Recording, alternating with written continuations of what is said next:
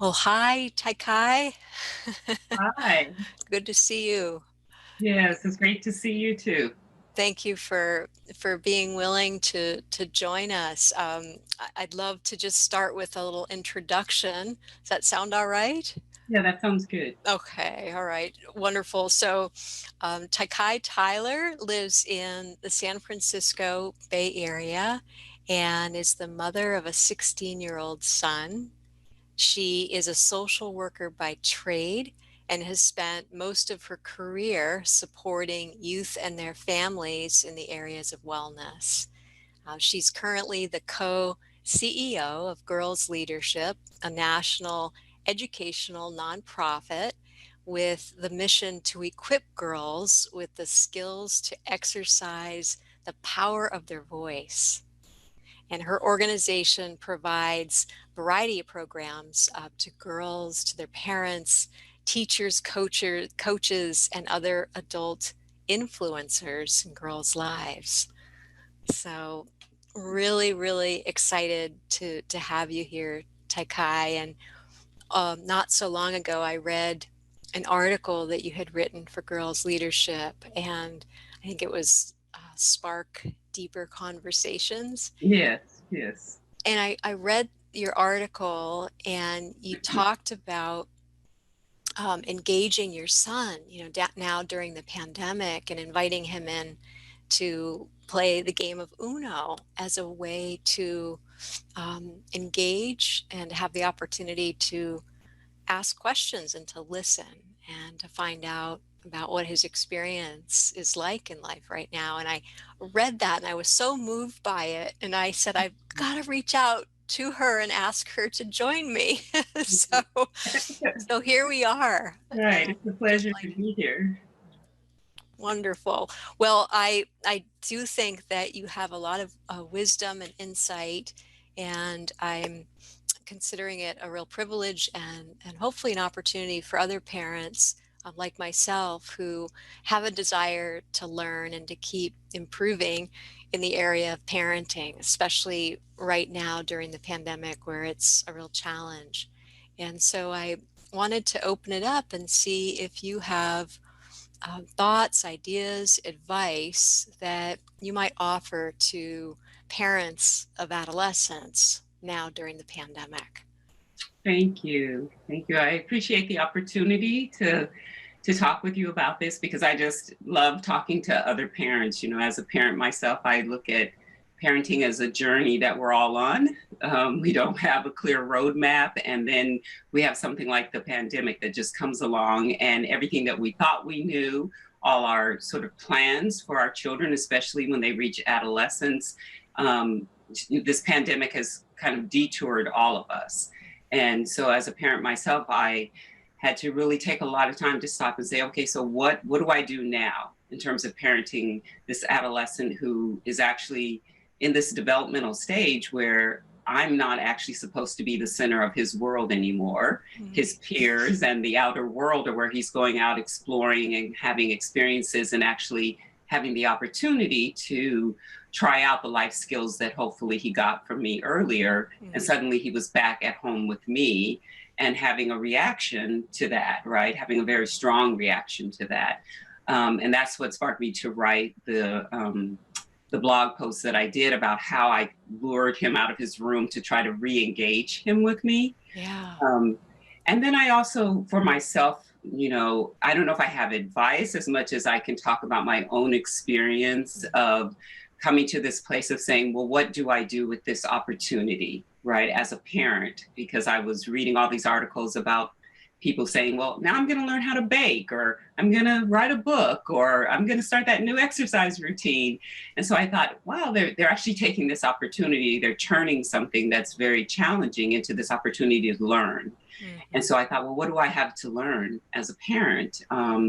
And what I felt like I had to learn was to kind of face the fears that I had for my son during this time, and really looking at fear-based parenting and what that's all about versus wellness-based parenting. Okay. Um, and so for fear-based parenting, which I think most parents have some level of that, right? We are molding our children. We have certain goals and expectations for them. And a lot of times they are based on the fear of, like, if they don't succeed in high school, then that's going to impact the college they can go to, Yes, impact their absolutely. career. So there's all these choices that we're making, and ways that we're parenting that are out of the fear that if they don't accomplish certain milestones, then they won't live the successful lives that we want. And so I'm not, suggesting there's anything wrong with us having those goals for our Yeah. children, but what I found for myself was, in this pandemic, that wasn't helpful, Hmm. because if I was focusing on what I perceived my son was losing during this time, if he was not plugged into academics in the way that I wanted him to be, that instead I was missing this opportunity to actually look at what he was emotionally experiencing. Okay. Um, and so that moved me to what I would call sort of more wellness based parenting. Okay. Yeah. So it sounds almost like, Takai, tell me if I'm wrong, a shift from um, being kind of preoccupied or solely focused on um, those things that we're fearful of, what if, all those what if Mm-hmm. scenarios. And I know I experienced them certainly during the pandemic. What Yeah. if the grades all slip? What is that Right. going to mean in terms of opportunities? A shift from that more to what can be helpful to focus on during this time. Where are there opportunities maybe I hadn't seen? Yes. Yeah. Yeah.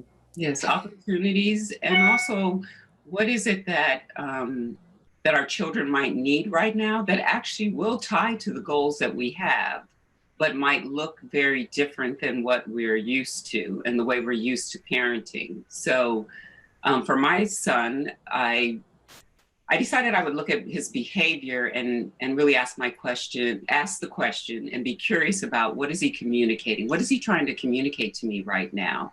So if Hmm. he's not engaged in online learning, if his grades are slipping, if he doesn't want to come out of his room and engage with me, what could he be possibly telling me, as opposed to me going to that fear place of. Yes. And so the first step was getting him to come out of his room and engage with me. Step Um, one. Step Yeah. one, right? And then step two was then actually trying to explore what was his emotional experience. And Mm. so when I could get to the place that he was feeling lonely, he was feeling afraid, right?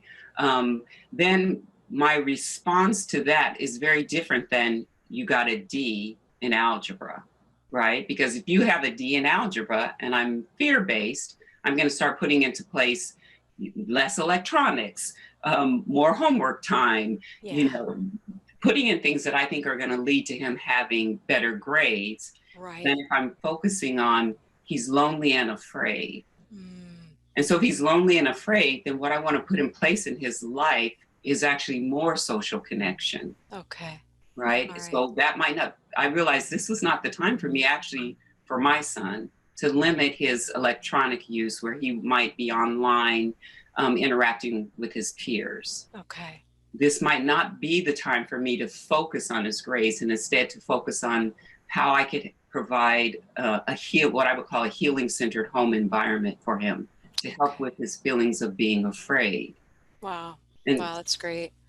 Yeah, I love how you had that ability, that insight to be able to go deeper, where I think often reinforced to, put in consequences, right, right? Like you said, right, take things away so that they'll focus more. And it's kind of that iron fist sort of approach to things. And you went deeper.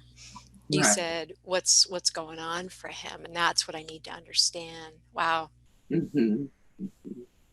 Thank Yeah. you. Yeah. Do you have any any other examples or um, specifics around how you've been able to continue to support that approach and how that's gone for you, how it's gone for your son? Mhm. Well, for my son, it actually has gone very well. I mean, once I stopped focusing on his grades and his academic performance, his grades and academic performance actually improved. Really? It really did. And then I was able to take some of the things that I was working to put in place for him to deal with the loneliness, right? Mm, And make suggestions around what if you do homework with your friends online? What if that group that you like to video chat with, what if you all just did your homework together, you know? okay. Um, or he has a particular friend that he's very close to, and they actually weren't in the same classes at school, but I allowed him to have her on video while he was on his Chromebook in class, and Mm, weren't talking to each other, but it was like they were in class with one another. And so for him, that was something that really worked well. okay. So just I was always looking at what are creative ways for me to give him something as opposed to, like you said, give a consequence. Right, Um, right, and then as those things really help to calm his feelings of being afraid and his feelings of social isolation and missing out, uh, then I saw that what that did was it kind of, once he was more stabilized emotionally, then he could perform. And mm, that makes sense, right? For all of us. totally, We totally. can't really perform optimally when we're not feeling emotionally held and Right, stabilized. Yeah, right. yeah. Awesome. Awesome. Makes total sense. That I think one thing that comes to mind is what if though you're challenged with, I think of parents I've heard talk about this and I've experienced it myself.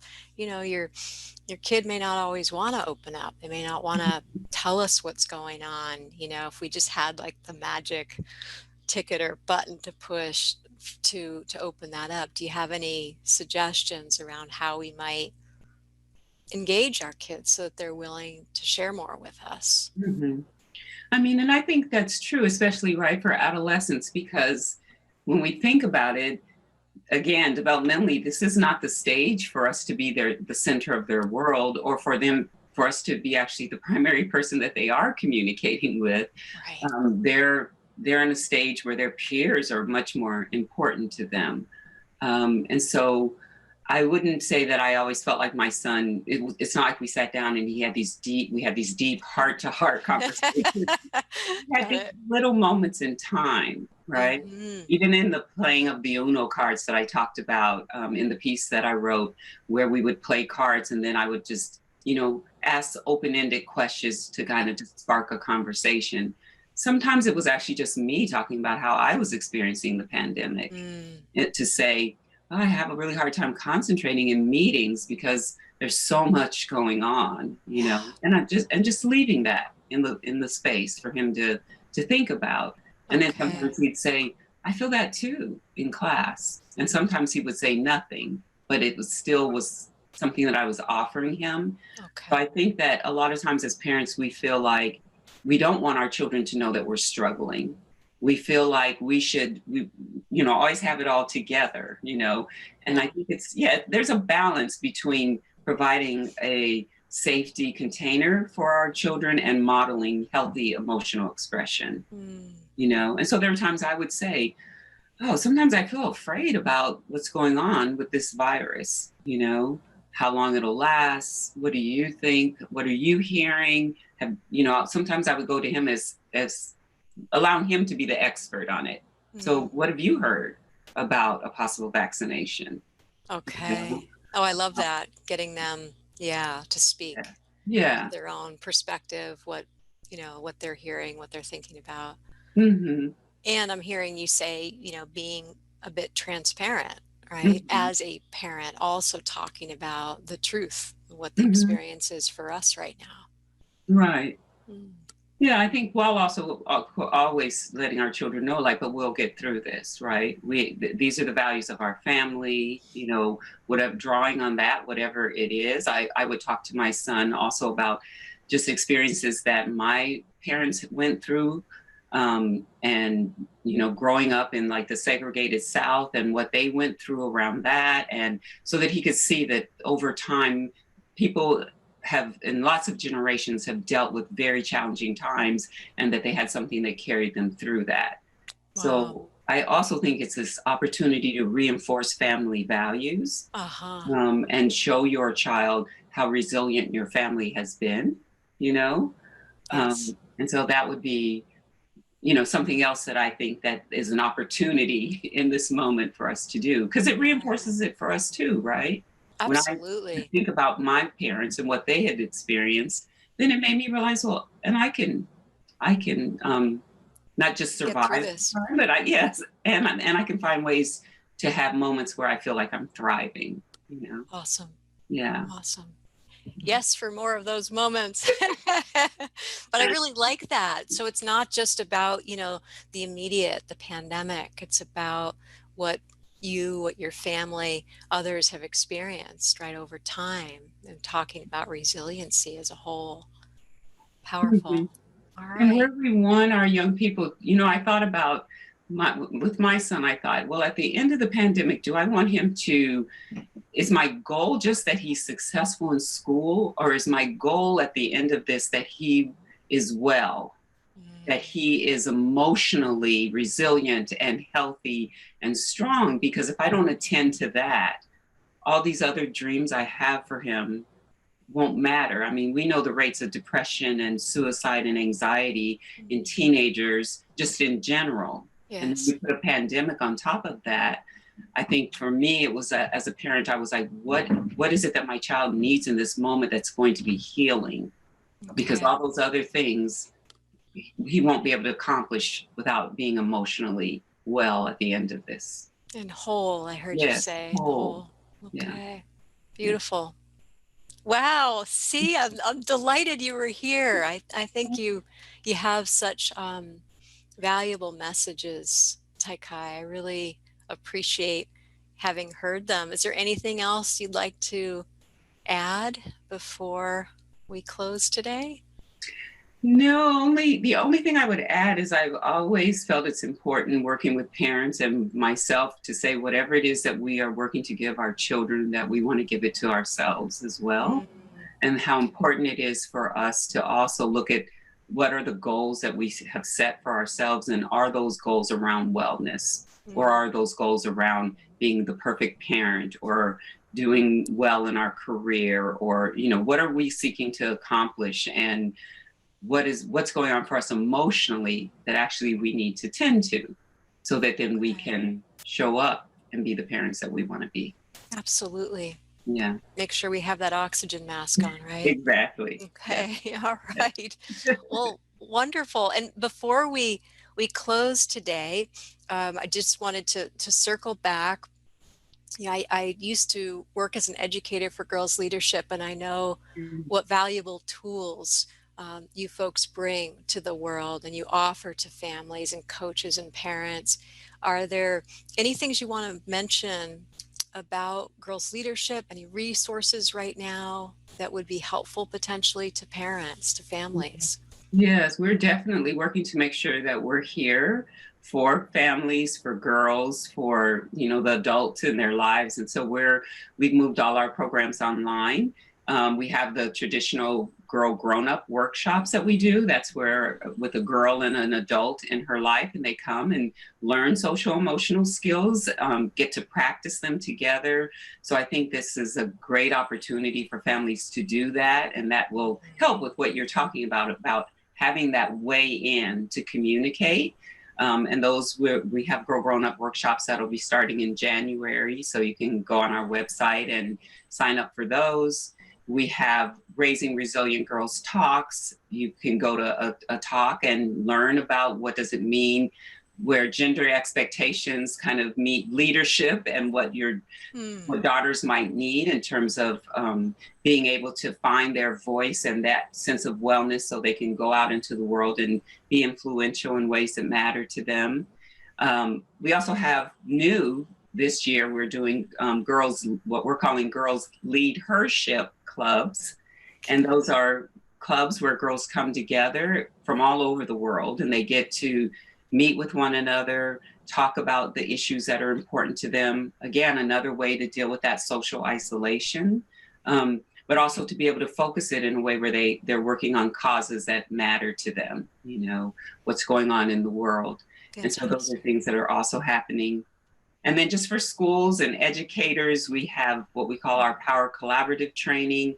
and we're training teachers on how to create healing centered learning environments. And so we have those going on all the time. So yeah, I think that, So much is yeah, going on during the yeah, pandemic. right. A lot to offer, a lot to make sure that everyone makes this through this whole. Mm.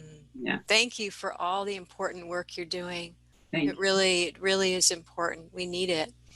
you. Wow, and you must be busy. I'm Okay. very busy, but it feels good. It feels good to actually be able to reach families that we hadn't before when we were in Mm, person. We have families that actually come together from all over the world. mm. And so that's Exciting. exciting. Yeah. That is exciting. Yeah. Okay.